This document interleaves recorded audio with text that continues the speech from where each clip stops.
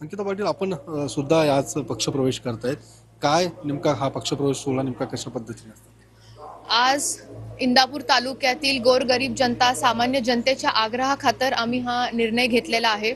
आणि आज आम्ही 11 वाजता आदरणीय पवार साहेब, आदरणीय सुप्रियाताई सुळे, आदरणीय जयंतरावजी पाटील, अमोलदादा कोल्हे, रोहितदादा पवार यांच्या सगळ्यांच्या उपस्थितीमध्ये आदरणीय हर्षवर्धन पाटील साहेब आणि आमच्या सर्व पदाधिकाऱ्यांनी आम्ही प्रवेश करायचं ठरवलेलं आहे. पण मग आजचा पक्षप्रवेश नेमकं काय असणार की विधानसभा निवडणुकीचं पूर्ण हे रणशंकच फुंकलं जाणार आहे आजच्या प्रवेश सोहळ्याच्या निमित्ताने? आज खरं तर आम्ही आणि आमच्या सर्व कार्यकर्त्यांचा मान राखून आम्ही हा निर्णय घ्यायचा ठरवलेला आहे. आणि आता विधानसभेची तुम्ही जर पाहता तर रणशिंग ऑलमोस्ट सुटलेला आहे. आज पूर्णपणे विधानसभेचं वातावरण काही दिवसांमध्ये निर्मित झालेलं आपल्याला पूर्ण महाराष्ट्र राज्यामध्ये दिसेल. या अनुषंगाने आम्ही इंदापूर तालुक्यातील जनतेचा जो आवाज आहे त्याला सन्मानित करून आम्ही हा निर्णय घेत आहोत. आता भाजपमध्ये तुम्ही सक्रिय होतात गेल्या 5 वर्ष, मग विधानसभा निवडणुकीपूर्वी हर्षवर्धन पाटील यांनी पक्षप्रवेश केला होता आणि आता निवडणूक आली.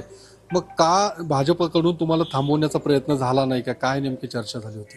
नाही, ह्या गोष्टीवरती बरेच चर्चा झाली, बराच विचार विनिमय झाला. आज तो वेळ नाहीये त्याच्या डिटेल्समध्ये जाण्याची, पण निश्चित पद्धतीने आम्ही 5 वर्षापूर्वी प्रवेश केला. आम्ही पक्षाचं खूप प्रामाणिकपणे काम केलं, सगळ्या गोष्टी आम्ही व्यवस्थित केल्या, पक्षांनी पण मान सन्मान दिला.